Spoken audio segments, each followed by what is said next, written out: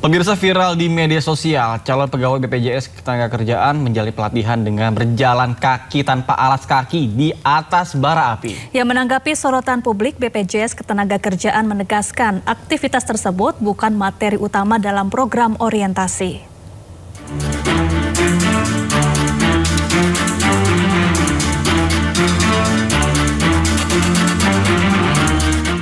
Video yang beredar di media sosial memperlihatkan sejumlah calon pegawai BPJS Ketenagakerjaan mengikuti pelatihan bernuansa militer. Peserta yang menggunakan atribut BPJS Ketenagakerjaan meneriakkan yel-yel, berjalan tanpa alas kaki di atas bara api, kemudian mencelupkan kaki ke dalam wadah berisi air. Di video yang sama, salah satu orang terlihat menyemprotkan cairan yang diduga bahan bakar ke bara api sebelum peserta berjalan di atasnya. Video tersebut menjadi viral dan memicu beragam tanggapan dari warganet. Menanggapi hal itu, Deputi Komunikasi BPJS Ketenagakerjaan Ervan Kurniawan menjelaskan bahwa aktivitas berjalan di atas bara api bukan merupakan substansi utama maupun kewajiban dalam program orientasi pegawai baru. Aktivitas tersebut hanya salah satu metode pembelajaran berbasis pengalaman yang bertujuan membangun kepercayaan diri, pengendalian diri, disiplin, serta ketangguhan mental peserta.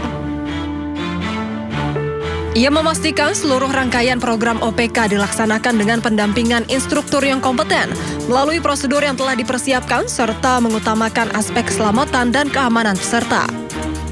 Tim Liputan iNews melaporkan.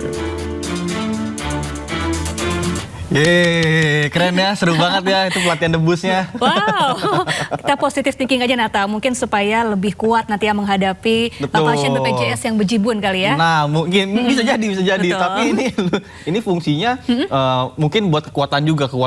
Jadi selain fisik dituntut juga harus bisa melawan panas dari omongan-omongan netizen gitu kali ya. Nata mau coba nggak?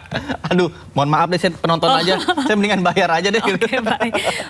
Pemirsa, eksekusi pengosongan rumah dan lahan milik petani di Dusun Lauli, Desa Harapan, Kecamatan Malili, Kabupaten Luwu Timur, Sulawesi Selatan berakhir ricuh. Ya, Satpol PP dan juga petani terlibat adu fisik akibatnya.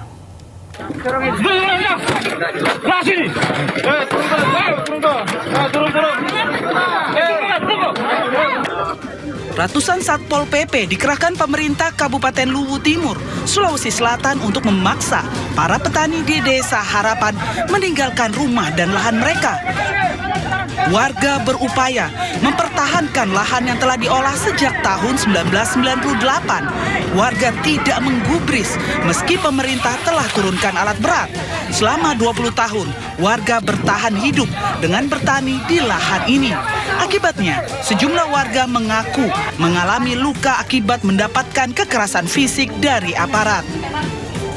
Tidak usah. Kenapa memaksa-maksa begitu? Memaksa namanya itu. Beda membantu itu adalah hak kami. Mau dibantu atau tidak? Tidak, hakku itu dibantu. Hakku itu dibantu, mau atau tidak. Barang pribadi ini jangan disentuh. Saya punya hak. Sengketa lahan tersebut dimulai sejak tahun 2024. Pemerintah Kabupaten Luwu Timur secara sepihak mengklaim kawasan ini sebagai hak pengelolaan lahan atau HPL milik pemerintah daerah berdasarkan hibah hak pakai PT Inco yang kini menjadi PT Vel Indonesia Tbk atas lahan kompensasi PLTA Karebe. Aparat Luwu Timur, Pak Bupati kejam sekali kita. Sementara warga menolak klaim tersebut dan menilai proses penertiban HPL tidak dilakukan secara transparan serta tidak melibatkan masyarakat yang telah menguasai lahan selama 20 tahun.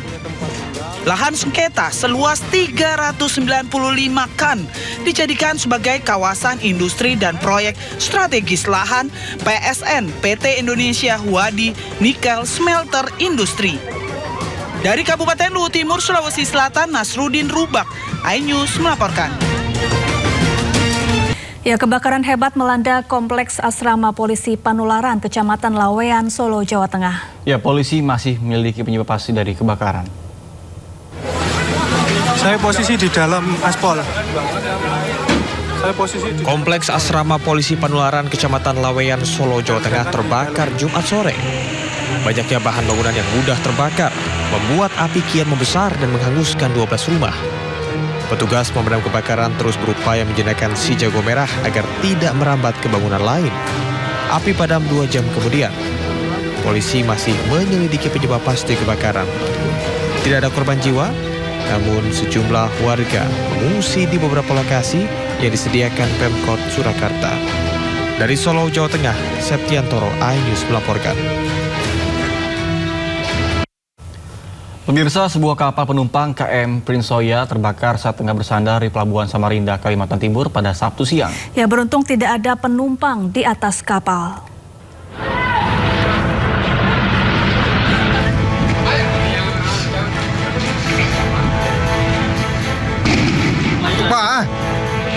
Kepulan asap hitam membumbung tinggi dari dek sebelah kanan kapal penumpang KM Prince Soya yang sedang bersandar di Pelabuhan Samarinda.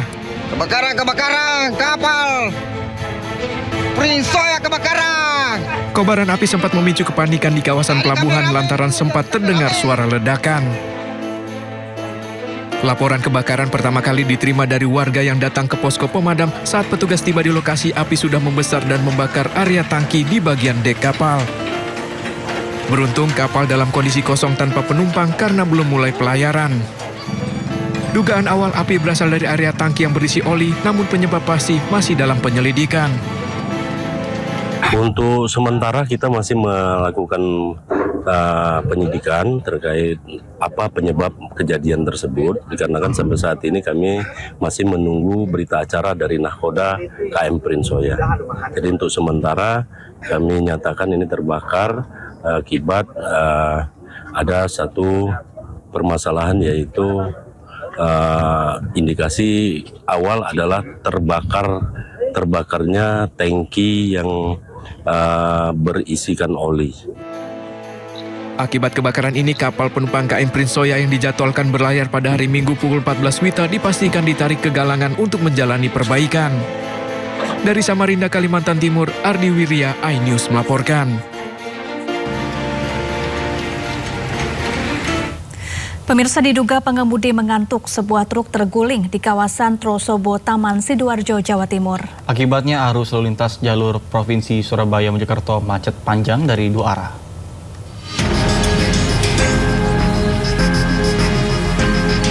Kecelakaan lalu lintas diduga akibat pengemudi mengantuk terjadi di kawasan Trosobo, Taman Sidoarjo, Jawa Timur.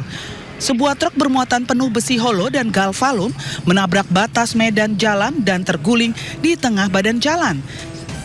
Tidak ada korban jiwa dalam kecelakaan ini, namun dampak kecelakaan menyebabkan arus lalu lintas jalur Surabaya Mojokerto lumpuh dan mengalami kemacetan panjang.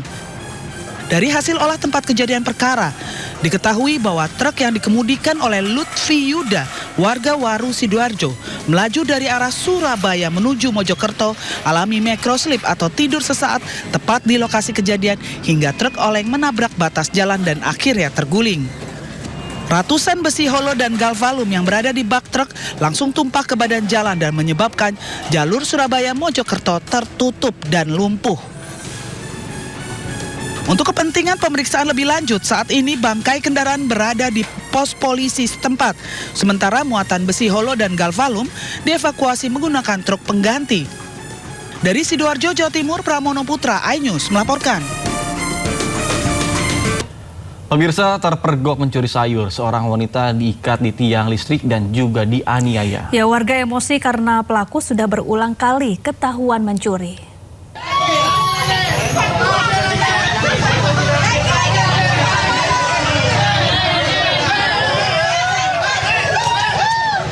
Seorang wanita diikat di tiang listrik di kawasan Pasar Segiri, Samarinda setelah diduga mencuri sayur milik pedagang.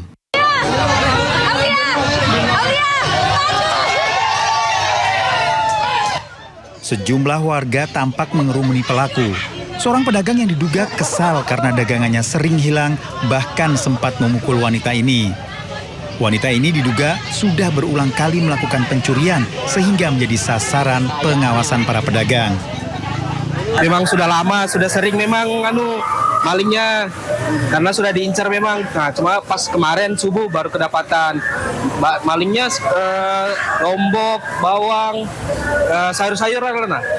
Nah, ada juga telur.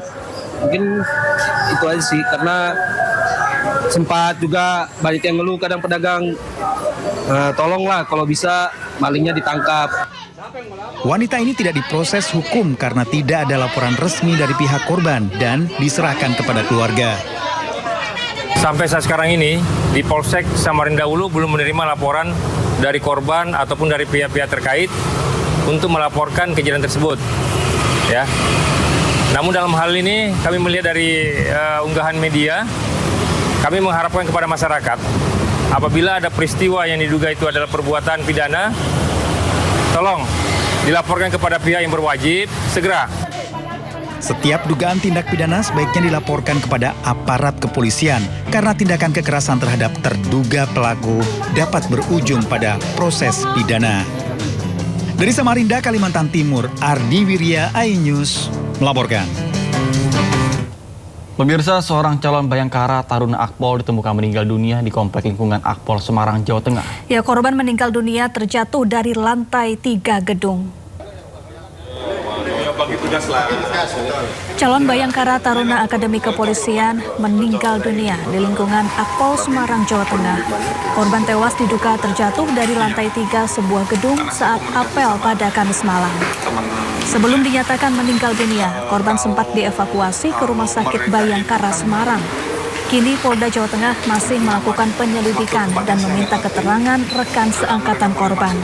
Sementara jenazah korban masih berada di Rumah Sakit Bayangkara dan akan dibawa ke kampung halamannya di Makassar.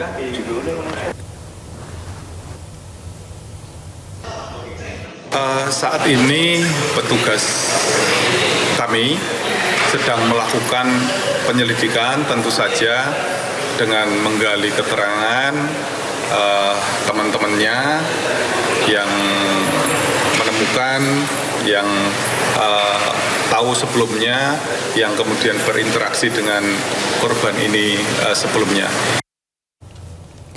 Pemirsa, ayah kandung bersama temannya yang menganiaya anaknya berusia 5 tahun ditangkap polisi di Cipongkor, Bandung Barat, Jawa Barat. Ya, aksi kekerasan direkam salah satu pelaku.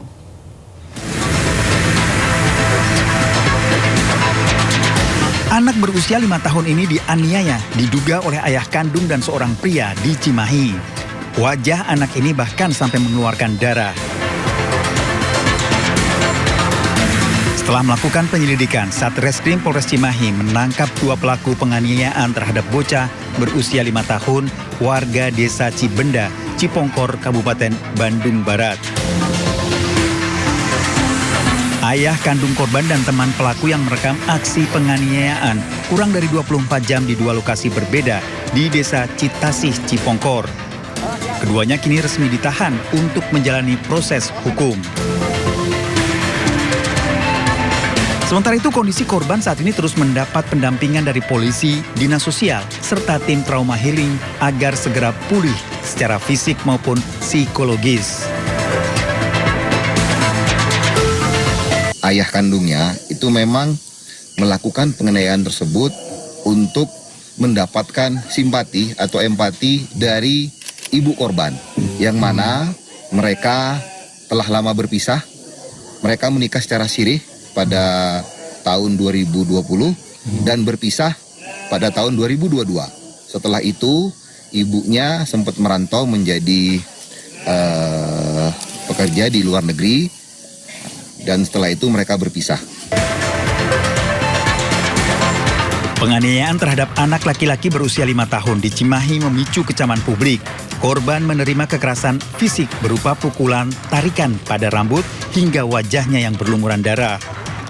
Peristiwa ini terjadi saat anak dipaksa pulang oleh sang ayah meski menolak.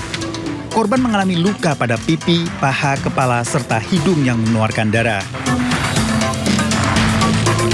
Kejadian kemarin tuh anak saya tuh nggak mau pulang, tapi dipaksa sama ayahnya yang sendiri. Apa aja tuh?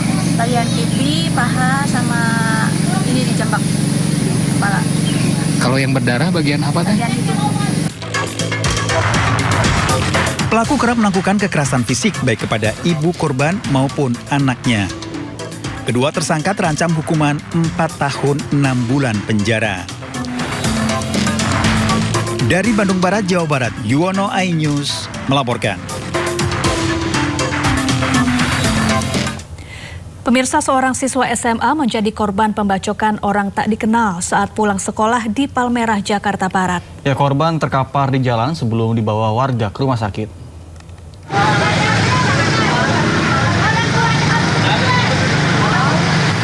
Siswa SMA ini terkapar di Jalan Inspeksi Palmerah, Jakarta Barat.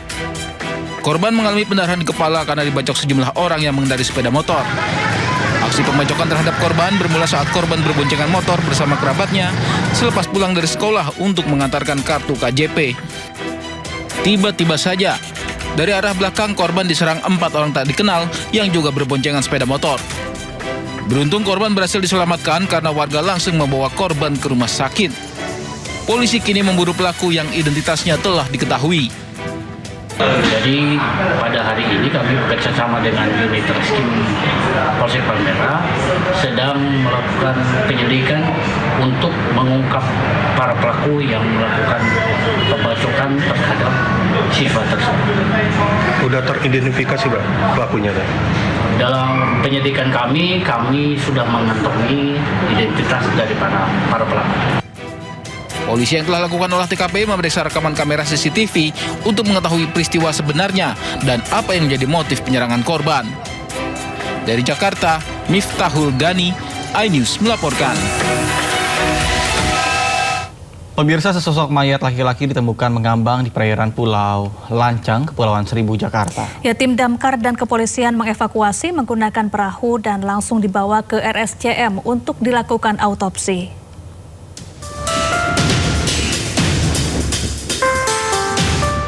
Tim damkar kepolisian Pulau Lancang telah mendapatkan laporan adanya sesosok mayat laki-laki mengambang di perairan Pulau Lancang, Kepulauan Seribu, Jakarta. Tim Gulkarmat Kepulauan Seribu langsung ke lokasi. Dengan menggunakan perahu dan 5 personil dibantu kepolisian melakukan evakuasi di tengah ombak. Sesosok mayat laki-laki ini ditemukan mengambang sudah dalam kondisi membengkak dan hanya menggunakan celana. Belum diketahui penyebab dari kematian laki-laki yang tidak ditemukan identitasnya ini. Setelah kami menerima laporan, kami segera menghubungi satuan kepolisian dan Pak Babin untuk ke TKP menggunakan Satria Biru 08. Setelah di TKP, alhamdulillah kami menemukan bandeng laut tersebut. Lalu kami mengevakuasi dalam keadaan aman. Untuk memastikannya, mayat laki-laki ini dibawa ke Rumah Sakit RSCM Jakarta guna diotopsi. Dari Jakarta, Sofyan Firdaus, iNews melaporkan. Pemirsa, petugas mengevakuasi jenazah terakhir korban pembunuhan kelompok kriminal bersenjata di Yahukimo, Papua Pegunungan. Ya, sebelum evakuasi, petugas sempat terlibat kontak tembak dengan kelompok terduga pelaku pembunuhan.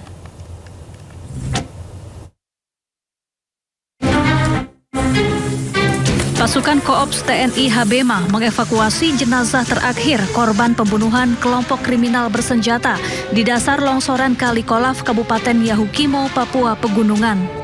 Proses evakuasi menemui tantangan medan terjal dan situasi keamanan yang belum kondusif. Bahkan sebelum proses evakuasi, petugas sempat terlibat kontak senjata dengan kelompok yang diduga pelaku pembunuhan. 2 terduga pelaku tewas tertembak. Petugas kemudian berhasil mengevakuasi jenazah bernama Teina Alia dan langsung diserahkan ke RSUD DKI. Berdasarkan pengamatan dari drone, ditemukan lokasi keberadaan jenazah berada di longsoran Kali Kolaf dengan kedalaman 50 meter yang berjarak kurang lebih 100 meter dari lokasi penembakan. Hal ini mengindikasikan adanya upaya untuk menghilangkan jenazah yang dilakukan oleh kelompok OPM. Medan yang dihadapi bukanlah medan yang mudah.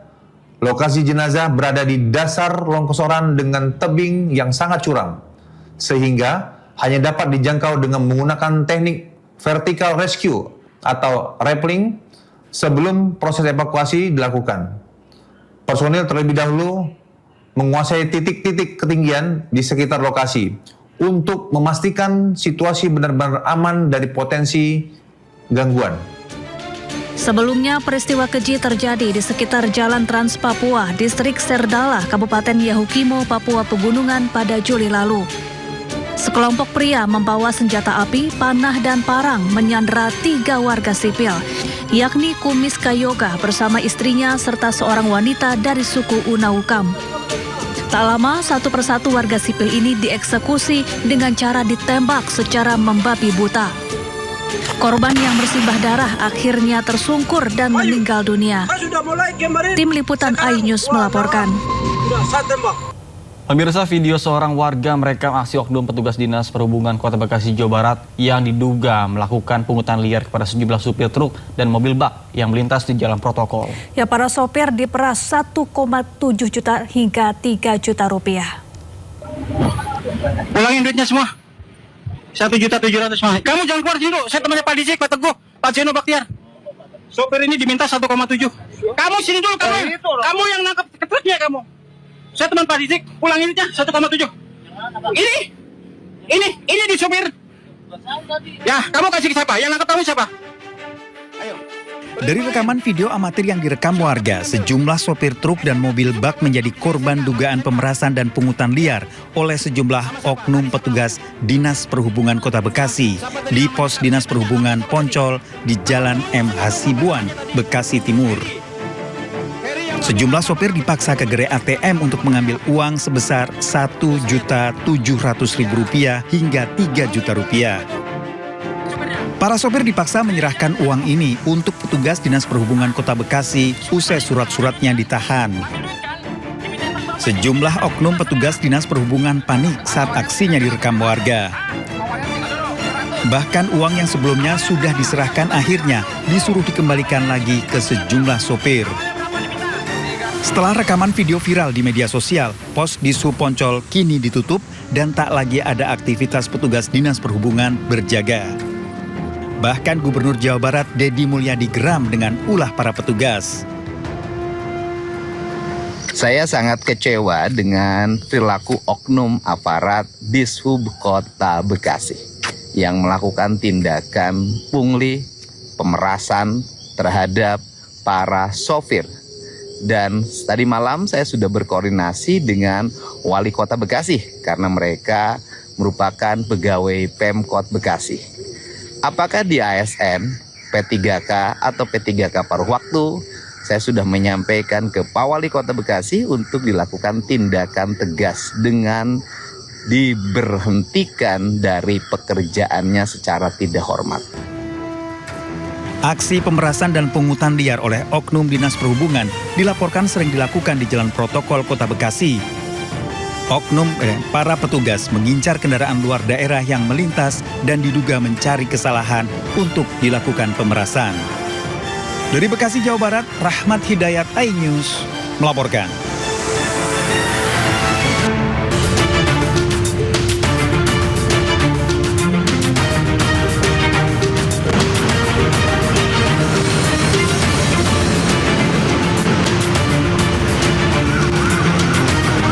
Ya pemirsa, saatnya kita simak pantauan arus lalu lintas dan kami telah terhubung dengan Bribka Satria dari NTMC Polri yang kini berada di kawasan Ragunan, Pasar Minggu, Jakarta Selatan. Ya baik, selamat pagi Bribka Satria. Bagaimana pantauan lalu lintas dari tempat Anda melaporkan? Silakan.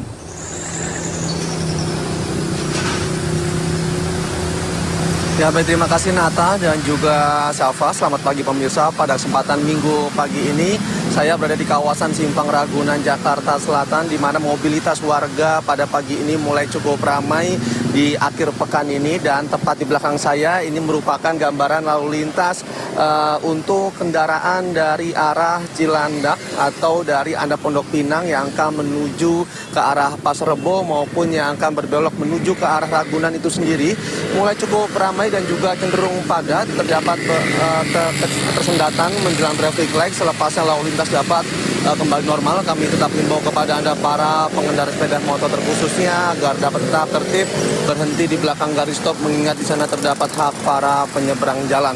Sementara untuk kendaraan dari arah Ragunan yang akan menuju ke arah Pejaten maupun menuju ke arah Pasar Rebo nampak dalam keadaan kondusif normal. Yang perlu diantisipasi memang sesekali tim kami di lapangan masih melihat warga sekitar yang menghabiskan libur akhir pekannya dengan berolahraga agar para pengendara yang melintas dapat tetap juga menjaga batas kecepatan maksimal kendaraan Anda.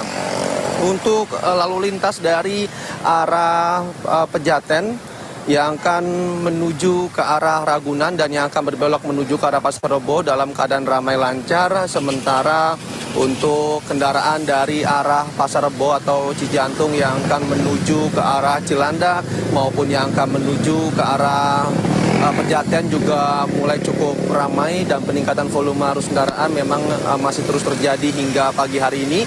Diprediksi peningkatan volume arus kendaraan ini masih terus berlangsung hingga siang hari mengingat masih dalam suasana libur akhir pekan. Selain itu juga tim kami di lapangan menemukan beberapa pelanggaran lalu lintas seperti pengendara sepeda motor yang tidak menggunakan helm dan berusaha untuk menerobos traffic light yang berada di kawasan ini. Dan jika kita berbicara terkait pelanggaran lalu lintas memang ada korelasinya dengan kecelakaan lalu lintas di mana berdasarkan data IRSMS Korlantas Polri angka kecelakaan lalu lintas di seluruh Indonesia selama 1 kali 24 jam sepanjang hari kemarin telah terjadi 198 kasus kecelakaan lalu lintas dengan rincian korban yaitu 19 meninggal dunia, 39 luka berat dan juga 236 luka ringan. Dari total kasus tersebut sebanyak 76%-nya memang didominasi oleh para pengendara sepeda motor. Terkait dari masih banyaknya kasus kecelakaan di setiap harinya, kami di Kompolres tidak bosan-bosan menghimbau dan juga mengajak kepada seluruh elemen masyarakat agar dapat selalu meningkatkan kesadaran diri akan pentingnya tertib berlalu lintas dikarenakan dengan keselamatan berlalu lintas bukan hanya tanggung jawab kami selaku petugas namun merupakan tanggung jawab seluruh pengguna jalan di jalan raya. Untuk informasi selengkapnya silakan hubungi call center kami di nomor 1550669 dan juga melalui WhatsApp center kami di nomor 085871500669. Stop pelanggaran, stop kecelakaan, keselamatan ini kita bersama. Demikian informasi dapat disampaikan langsung dari Simpang Ragunan. Semoga bermanfaat, selamat beraktivitas dan salam presisi. Kembalikan dari studio. Baik, terima kasih Bribka Satria atas laporannya langsung dari kawasan Ragunan Pasar Minggu, Jakarta Selatan. Selamat bertugas kembali dan salam presisi.